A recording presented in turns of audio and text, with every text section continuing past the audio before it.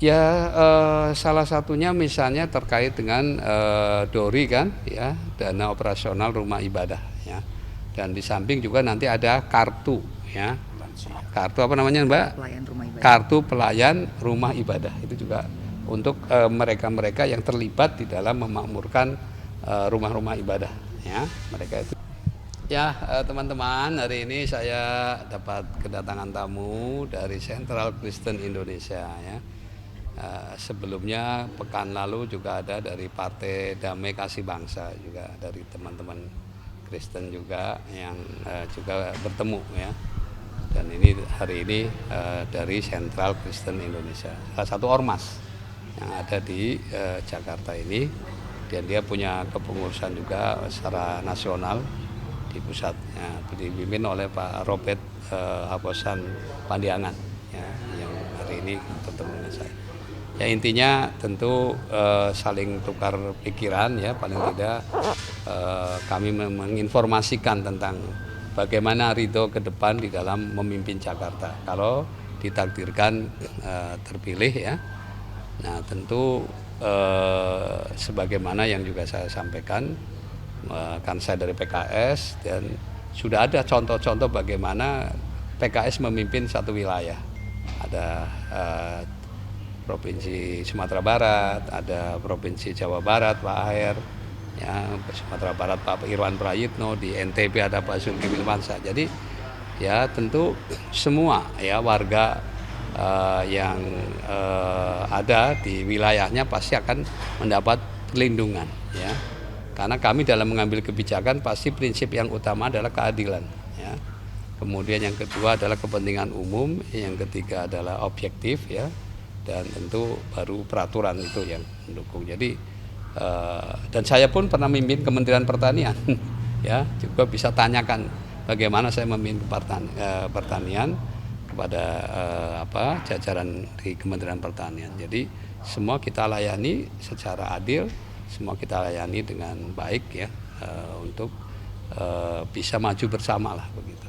Jadi tidak ada diskriminatif, ya. Itu intinya sih itu saja, supaya dan tadi tentu kami menyampaikan tentang visi misi dan program-programnya.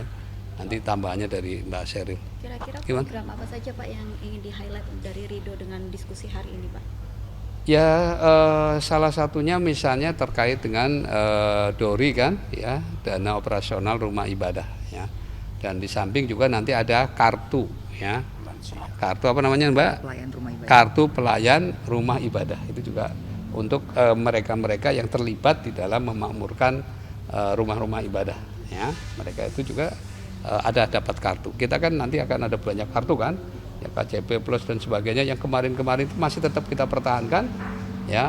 Bahkan ada tambahan 2, karena nanti ada kartu yatim dan yang satu lagi adalah kartu untuk pelayan rumah ibadah, ya, pelayan rumah ibadah. Jadi nah, tapi kartunya nanti nggak banyak, dijadikan satu kartu saja. Jadi mungkin seseorang kalau masuk kategori misalnya dia miskin, ya dia lansia, dia apa misalnya, itu masuk nanti kategori dia bisa dapat 4 kartu misalnya. Tapi tetap kartunya cuma satu, tapi pelayanannya dia dapat 4 pelayanan. Ya, seperti itulah yang nanti kartu kamu. Ya, nah, kartu satunya itu nantinya kata kamu, yaitu Jakarta Maju. Kartu, ya. kamu. Kartu kamu, Jakarta ya, Maju. KAMU, ya, singkatannya dari kamu, Jakarta Maju. Oke, Pak, ini kan salah satunya juga bidang yang dibahas adalah bidang ekonomi kreatif, yang dimana berkesinambungan dengan apa yang dibahas dalam debat kemarin, yaitu energi atau pekerjaan untuk generasi Z. Bagaimana nih? Ya, tentu yang dikhawatirkan oleh Gen Z kan tentu saja adalah persoalan pekerjaan ke depan kan. Nah, maka itulah yang nanti akan diberikan pelatihan-pelatihan kepada generasi muda itu, terutama Gen Z itu. Kita akan berikan pelatihan kewirausahaan dan juga magang, ya. Apakah magang nanti di perusahaan-perusahaan BUMD yang ada, atau bahkan terus ada yang magang menjadi asisten pribadi gubernur atau wakil gubernur. Ya, itu nanti setiap pekan gantian orang tuh. Jadi ikut nanti bersama-sama supaya mereka juga terbangun, ya, bagaimana kepemimpinan yang dilakukan oleh gubernur maupun wakil gubernur. Ya. Nanti akan ada pelatihan digital dan non digital. Untuk digital kita akan bikin Jakarta Digital Academy. Dan tentunya juga kita akan membuat pelatihan-pelatihan untuk siap kerja, karena misalnya untuk di sektor las kan nggak mungkin online belajarnya ya. Dan ini juga sudah dilakukan di Jawa Barat, kita akan mengawinkan industri dengan SMK dan juga SMA, dan bukan hanya sekolah negeri, karena kita tahu kan sebenarnya industri itu juga butuh tenaga kerja. Nah, nanti juga akan ada super apps untuk website resmi dari Pemprov. Di sana nanti akan ada, kita mempertemukan semacam marketplace antara pencari kerja dan pemberi kerja. Jadi semua akan digital, akan kelihatan kualifikasinya apa.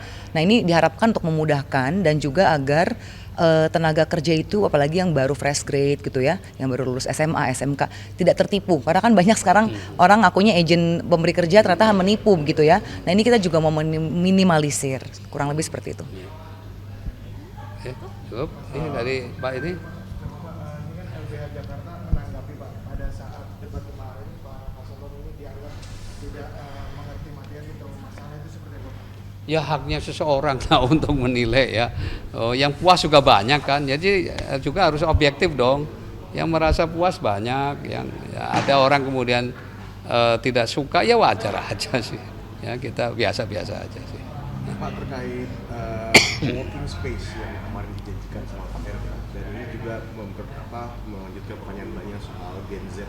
Mungkin boleh dikasih tahu nggak sih plan rencana lebih lanjut gitu terkait kopinya dan juga co-working space gratis itu Pak? Untuk teknisnya nanti ya, karena gini. Karena belum iya, untuk sampai kita harus mendata dulu kan per area itu kebutuhan warganya berapa. Untuk teknis nanti. Yang penting kita harus menang dulu kan baru bisa mewujudkan. Karena itu semua harus hitungan angka. Tapi untuk dananya itu ada sebenarnya. Tapi kita bagaimana menempatkan misalnya di area A berapa banyak, di area B itu kan tentunya proporsional lah ya. Karena nggak mungkin sama di ruangan space-nya dibikin sama kan juga nggak kan. Nanti hasil kajian dulu baru nanti di mana dan pasnya berapa. Tapi yang penting harus dicatat itu bahwa political will untuk memperhatikan generasi yang betul-betul akan mulai memasuki dunia pekerjaan itu ada political will di pasangan Bang Ridwan dan Mas Suswono. Ya. Pak, izin Pak, dari DPD Sentral Kristen Indonesia mungkin ada statement dengan kunjungan hari ini Pak, apakah sebagai bentuk dukungan atau bagaimana ini Pak? Oke. Sentral Kristen Indonesia ini ormas umum. Memang namanya Sentral Kristen Indonesia. Jadi bukan ormas agama. Kami sentral ormas umum yang visi misinya adalah menonjol 3, pendidikan, kesehatan, dan ekonomi kreatif. Maka CKI, saya Ketua DPD Jakarta, berkepentingan untuk memberikan doa dan dukungan kepada calon bapak kami. Pimpinan daerah adalah berarti bapak kita. Untuk apa? Agar amanah itu betul-betul Tuhan berikan. Kami mendoakan biar berhasil dan kami ingin berkiprah di dalamnya bahwa Sentral Kristen Indonesia ada selalu siap untuk melaksanakan tugas-tugas yang mulia.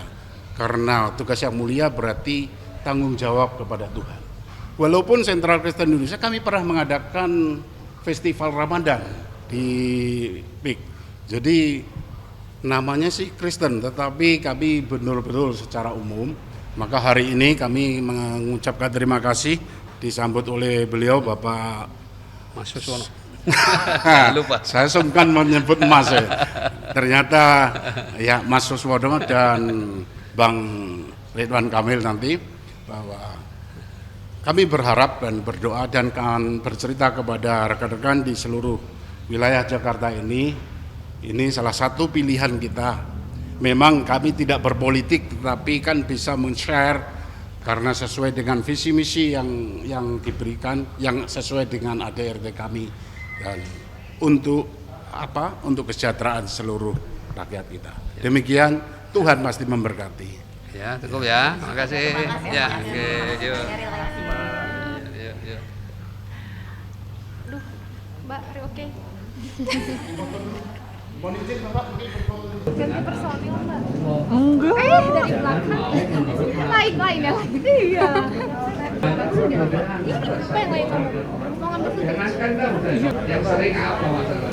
Dikira bilang Bapak, Pak ini masih ada duit. Masuk mobil. Waktu lagi berantem siapa yang bilang benar? Ibu benar, ngapa buat